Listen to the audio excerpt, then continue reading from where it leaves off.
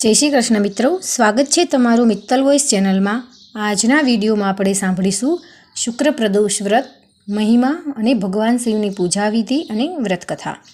શાસ્ત્રોમાં પ્રદોષ વ્રત ભગવાન શિવની મહાકૃપા મેળવવાનો દિવસ છે।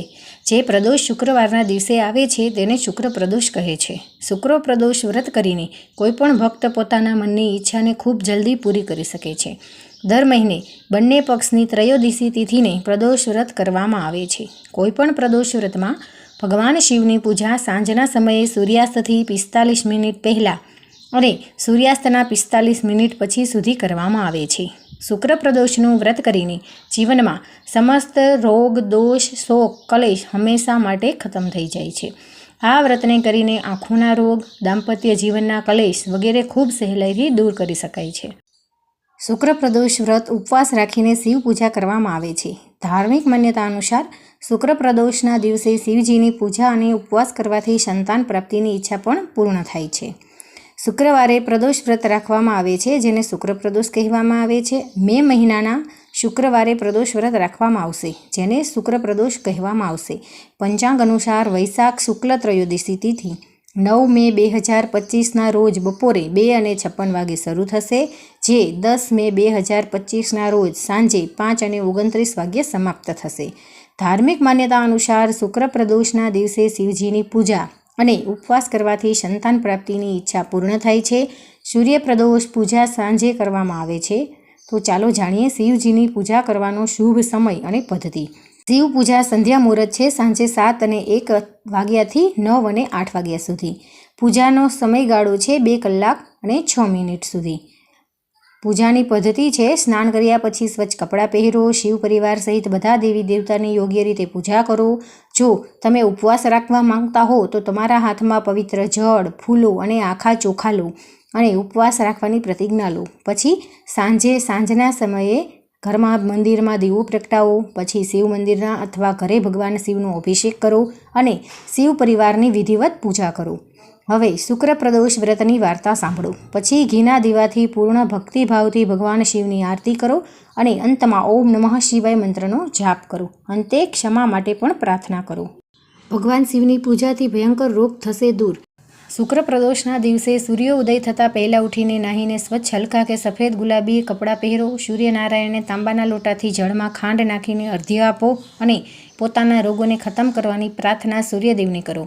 આખો દિવસ ભગવાન શિવના ઓમ નમઃ શિવાય મંત્રના મનમાં ને મનમાં જાપ કરતા રહો, નિરાહાર રહો અને પાણીનું વધુ સેવન કરો।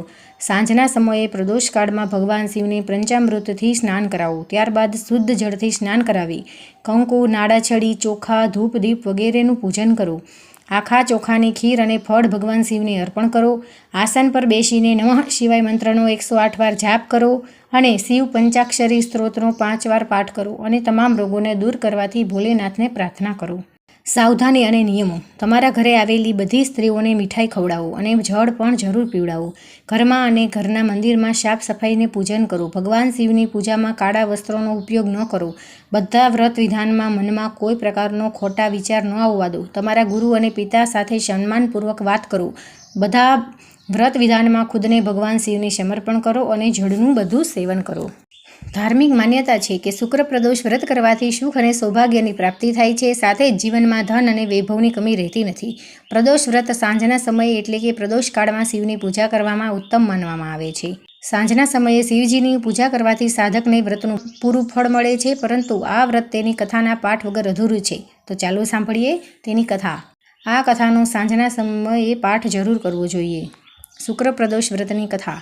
આ વાત જૂના સમયની છે, જ્યાં એક શહેરમાં 3 મિત્ર રહેતા હતા, જેમની વચ્ચે ખૂબ જ ગાઢ મિત્રતા હતી। તેમાંથી એક રાજાનો પુત્ર, બીજો બ્રાહ્મણનો પુત્ર અને ત્રીજો શેઠનો પુત્ર હતો। રાજા અને બ્રાહ્મણના દીકરાઓના લગ્ન થઈ ગયા હતા, પણ શેઠના દીકરાની પત્ની હજુ સાસરે આવી ન હતી। એક દિવસ ત્રણેય મિત્રો મહિલાઓની બાબતમાં ચર્ચા કરી રહ્યા હતા। બ્રાહ્મણ પુત્રએ સ્ત્રીના વખાણ કર્યા અને કહ્યું, સ્ત્રીઓ વિનાનું ઘર ભૂતનો અડ્ડો છે। શેઠના પુત્રને આ વાર્તા સાંભળતા જ તેની પત્નીને ઘરે લાવવાનું નક્કી કર્યું। પછી શેઠ પુત્ર તેના ઘરે ગયો અને તેના માતપિતાને તેના નિર્ણય વિશે જાણ કરી। માતપિતાએ તેના પુત્રને કહ્યું કે શુક્ર તેની કુંડળીમાં નીચે સ્થાને છે। આ દરમિયાન પુત્રવધુઓને તેમના ઘરેથી વિદાય કરવી શુભ નથી, તેથી શુક્રની સારી શરૂઆત પછી જ તારી પત્નીને તેના ઘરે લાવીશું। પરંતુ શેઠ પુત્ર તેની જીદ પરથી હટ્યો નહીં અને તેના સાસરે પહોંચ્યો અને તેની સાસુ અને સસરાની ઈચ્છા કહી. સાસુ અને સસરાએ તેને સમજાવવાનો પ્રયાસ કર્યો, પરંતુ તે માન્યો નહીં અને અંતે તેમને પોતાની પુત્રીને તેની સાથે વિદાય કરવી પડી. બંને પતિ પત્ની સાસરેથી નીકળ્યા એવા જ બળદગાડીનું એક પૈડું તૂટી ગયું અને બળદનો એક પગ પણ તૂટી ગયો. પત્ની પણ ખરાબ રીતે ઘાયલ થઈ ગઈ. છતાં શેઠ પુત્રએ આગળ વધવાનો પ્રયાસ કર્યો અને આગળ રસ્તામાં ડાકુઓને ઘેરી લીધા અને બધો સામાન લૂંટી લીધો. શેઠનો પુત્ર પત્ની સાથે રડતો રડતો ઘરે પહોંચ્યો અને તે ઘરે પહોંચતા જ તેને સાપે ડંખ માર્યો. તેના પિતાએ ડૉક્ટર બોલાવ્યા અને તેને જોયું બાદ ડૉક્ટરે કહ્યું કે તમારો પુત્ર 3 દિવસમાં મરી જશે. બ્રાહ્મણ પુત્રને આ વાતની જાણ થતાં જ તેને શેઠ પુત્રને મળવા ગયો. તે શેઠને તેમની પુત્રવધૂના ઘરે પાછા મોકલવાનું કહ્યું. બ્રાહ્મણ પુત્રએ કહ્યું કે તમારો પુત્ર શુક્રસ્તના દિવસે પત્નીને ઘરે લઈ આવ્યો છે, તેથી જ આ બધા વિઘ્નો આવે છે. આથી જો તે પાછો પહોંચશે તો તે બચી જશે. બ્રાહ્મણના પુત્રની વાત સાંભળીને શેઠે તેની વહુ અને પુત્રને પાછા મોકલી દીધા. ત્યાં પહોંચતાની સાથે જ શેઠના પુત્રની સ્થિતિમાં સુધારો થવા લાગ્યો અને ધીરે ધીરે તે સંપૂર્ણ સ્વસ્થ થઈ ગયું. પ્રદોષ વ્રતની બીજી વાર્તા. દંતકથા અનુસાર એક શહેરમાં એક બ્રાહ્મણ સ્ત્રી રહેતી હતી. તેનો પતિ મૃત્યુ પામ્યો હોવાથી તેની પાસે કોઈ આધાર નહોતો. તે સવારે ઉઠીને તેના પુત્ર સાથે ભીખ માંગવા જતી હતી. તે ભીખ માંગીને પોતાનું અને તેમના પુત્રનું ભરણપોષણ કરતી હતી. એક દિવસ ઘરે પરત ફરતી વખતે બ્રાહ્મણ સ્ત્રીએ ઘાયલ છોકરાને રડતો જોયું. બ્રાહ્મણ સ્ત્રીએ તેના પર દયા આવી અને તે તેને પોતાના ઘરે લઈ આવી. આ છોકરો વિદર્ભનો રાજકુમાર હતો. દુશ્મન સૈનિકોએ તેના રાજ્ય પર હુમલો કરીને તેના પિતાને જેલમાં ધકેલી દીધા હતા અને સમગ્ર રાજ્ય પર કબજો કરી લીધો હતો. આથી તે જ્યાં ત્યાં ભટકતો હતો. તે રાજકુમાર તે દિવસથી બ્રાહ્મણ સ્ત્રીના ઘરે રહેવા લાગ્યો. એક દિવસ અંશુમતી નામની એક ગાંધર્વ કન્યાએ રાજકુમારને જોયું અને તેના પર મોહિત થઈ ગઈ. બીજા દિવસે અંશુમતી તેના માત પિતાને લઈને રાજકુમારને મળવા આવી.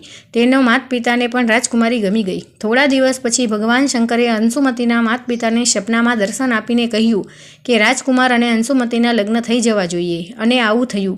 બ્રાહ્મણ સ્ત્રી પ્રદોષ વ્રત રાખવાની અને ભગવાન શંકરની પૂજા કરતી હતી.